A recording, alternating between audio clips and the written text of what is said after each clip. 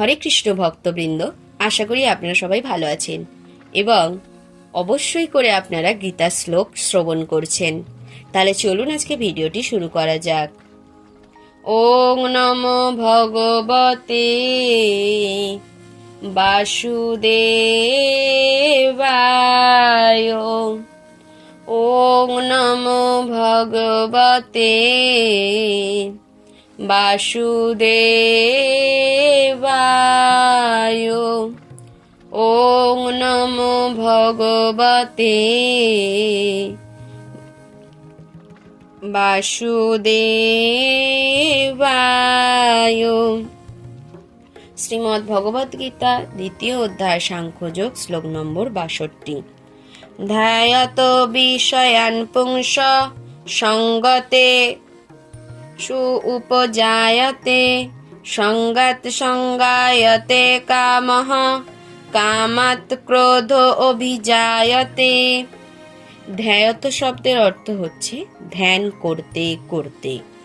বিষয়ান ইন্দ্রিয়ের বিষয়সমূহ, পুংসঃ মানুষের, সঙ্গঃ আসক্তি, তেষু ইন্দ্রিয়ের বিষয়ে, উপজায়তে উৎপন্ন হয়, সঙ্গাত আসক্তি থেকে, সঙ্গায়তে উৎপন্ন হয়, কামঃ কাম, কামাত কাম থেকে, ক্রোধ ক্রোধ থেকে, অভিজায়তে জন্মায়। ইন্দ্রিয়ের বিষয়সমূহ সম্বন্ধে চিন্তা করতে করতে মানুষের তাতে আসক্তি জন্মায়। আসক্তি থেকে কাম উৎপন্ন হয় এবং কাম থেকে কি উৎপন্ন হয়? ক্রোধ। যার অন্তরে ভগবত ভক্তির উদয় হয়নি, ইন্দ্রিয়গ্রাহ্য বিষয় সম্বন্ধে চিন্তা করার ফলে তার মনে সেই জড় বাসনার উদয় হয়। ইন্দ্রিয়গুলিকে সঠিকভাবে নিযুক্ত করা দরকার। তাই সেগুলিকে যদি ভগবানের প্রেমময় সেবায় নিয়োজিত করা না হয়, তাহলে অবশ্যই জড়জাগতিক কার্যকলাপে লিপ্ত হওয়ার জন্য তারা চেষ্টা করে। জড়জগতের সকলেই ইন্দ্রিয়গ্রাহ্য বিষয়ের দ্বারা প্রভাবিত হয়, এমনকি ব্রহ্মা এবং শিব এর দ্বারা প্রভাবিত। স্বর্গলোকের অন্যান্য দেবদেবীদের তো কোনো কথাই নেই। আর জড়জগতের এই গোলক ধাঁধা থেকে বেরিয়ে আসবার একমাত্র উপায় হচ্ছে কৃষ্ণ ভাবনায় ভাবিত হওয়া। একসময় মহাদেব গভীর ধ্যানে মগ্ন ছিলেন। তখন পার্বতী তার সঙ্গ কামনা করলে তিনি সম্মত হয়ে পার্বতীর সঙ্গে মিলিত হন। ফলে কার্তিকের জন্ম হয়। ভগবানের একনিষ্ঠ ভক্ত ঠাকুর হরিদাস তার যুবাবস্থায় এভাবে স্বয়ং মায়াদেবীর দ্বারা প্রলুব্ধ হন। কিন্তু ভগবানের প্রতি অনন্য ভক্তির প্রভাবে তিনি অনায়াসে সেই পরীক্ষায় উত্তীর্ণ হন।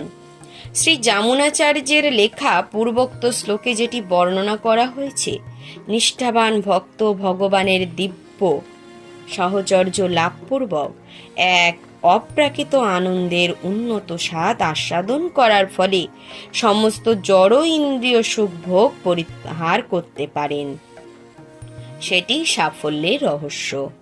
তাই যে কৃষ্ণ ভাবনাময় নয়, সে কৃত্রিমভাবে ইন্দ্রিয় সংযম করার চেষ্টা করলেও তা অবশেষে ব্যর্থতাতেই পর্যবসিত হয়। কারণ ইন্দ্রিয় সম্ভোগের সামান্য চিন্তার ফলে সংযমের বাঁধ ভেঙে গিয়ে ইন্দ্রিয় তৃপ্তির বাসনায় মন উন্মত্ত হয়ে ওঠে। শ্লোক নম্বর 63। ক্রোধাৎ ভবতি সম্মোহ, সম্মোহাৎ স্মৃতি বিভ্রমঃ, স্মৃতি বংশাৎ বুদ্ধিনাশ, বুদ্ধিনাশাৎ প্রণশ্যতি। এটি একটি খুব আশ্চর্য শ্লোক এবং বড্ড বাস্তব এই শ্লোকটা। কি বলছে তাহলে চলুন শুনি। ক্রোধাৎ অর্থাৎ ক্রোধ থেকে, ভবতি যা হয়, সম্মোহ পূর্ণরূপে মোহগ্রস্ত, সম্মোহাৎ সম্মোহ থেকে, স্মৃতির বিভ্রম বিভ্রান্তি, আর স্মৃতিভংসাৎ স্মৃতিভ্রম হওয়ার ফলে বুদ্ধিনাশ বিচার বুদ্ধির বিনাশ, বুদ্ধিনাশাৎ বুদ্ধি নাশ হওয়ার ফলে প্রণশ্যতি অধঃপতিত হয়। তাহলে সাজিয়ে বললে কিরম হবে শুনতে? না, ক্রোধ থেকে সম্মোহের উদয় হয়, সম্মোহ থেকে স্মৃতি বিভ্রম হয়, আর স্মৃতিবিভ্রম হলে আমাদের বুদ্ধি নাশ হয়, আর বুদ্ধি নাশ হওয়ার ফলে কি হয়? সর্বনাশ হয়। অর্থাৎ মানুষ পুনরায় জড়জগতের অন্ধকূপে অধঃপতিত হয়। শ্রীল রূপ গোস্বামী আমাদের এই নির্দেশ দিয়েছেন, প্রাপঞ্চিকতয়া বুদ্ধ্যা হরি সম্বন্ধী বস্তুনঃ মুমুক্ষুভি পরিত্যাগ বৈরাগ্যং ফলগু কথ্যতে। অর্থাৎ ভগবত ভক্তির বিকাশ হলে বোঝা যায় যে সব কিছুই ভগবানের সেবায় নিয়োজিত করা যায়। যারা ভগবত ভক্ত তত্ত্ব সম্বন্ধে অজ্ঞ, অর্থাৎ যারা জানে না ভগবত তত্ত্ব কি, তারা কৃত্রিম উপায়ে জড় বিষয়বস্তু পরিহার করার চেষ্টা করে এবং ফলস্বরূপ তারা জড়বন্ধন থেকে মুক্তির বাসনা করলেও তাদের হৃদয়ে যথার্থ বৈরাগ্যের উদয় হয় না, কোনোদিনও সম্ভবও নয়। ভগবত তত্ত্ব যে সঠিকভাবে না জানবে, সে শুধু উপরে উপরে বলবে যে আমি সাত্ত্বিক আহার করছি, আমি ভগবানকে মানছি, আমি হ্যান করছি ত্যান করছি, কিন্তু কোনোটাই আসলে ভিতর থেকে হবে না। যখন তুমি ভগবত তত্ত্ব সম্বন্ধে জানবে, তোমার আত্মা বিশুদ্ধ হবে, তখন তুমি নিষ্কাম কর্ম করার প্রতি আগ্রহী হবে। তাদের তথাকথিত বৈরাগ্যকে বলা হয় ফল্গু, অর্থাৎ অসার। পক্ষান্তরে ভগবত ভক্ত জানেন কিভাবে সবকিছুই ভগবানের সেবায় ব্যবহার করতে হয়, তাই তিনি আর জড়চেতনার শিকার হন না।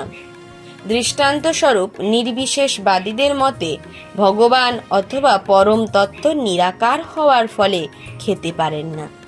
সেই জন্য নির্বিশেষবাদীরা জোর করে ইন্দ্রিয় দমন করবার অভিপ্রায়ে ভালো খাদ্যসমূহ পরিত্যাগ করার চেষ্টা করে।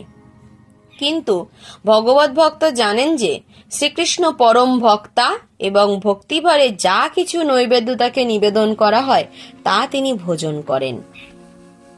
তাই ভক্ত উৎকৃষ্ট খাদ্যদ্রব্য ভগবানের উদ্দেশ্যে নিবেদন করার পর ভগবানের প্রসাদ রূপে তা গ্রহণ করেন।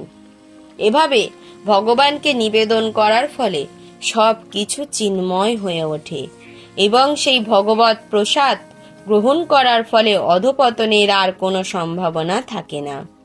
ভগবত ভক্ত কৃষ্ণ ভাবনায় ভাবিত হয়ে প্রসাদ গ্রহণ করেন, কিন্তু অভক্ত তা জড় জ্ঞানে পরিত্যাগ করে। তাই নির্বিশেষবাদীরা এই ধরনের কৃত্রিম বৈরাগ্যের ফলে জীবনকে উপভোগ করতে পারে না। সামান্য উত্তেজনাতেই তাদের সংযমের বাঁধ ভেঙে যায় এবং তারা আবার জড়জগতের আবর্তে পতিত হয়। তাই এই সমস্ত জীবাত্মারা জড়বন্ধন থেকে মুক্ত হওয়ার পরেও ভগবত ভক্তির অবলম্বন না থাকার ফলে আবার পতিত হয়।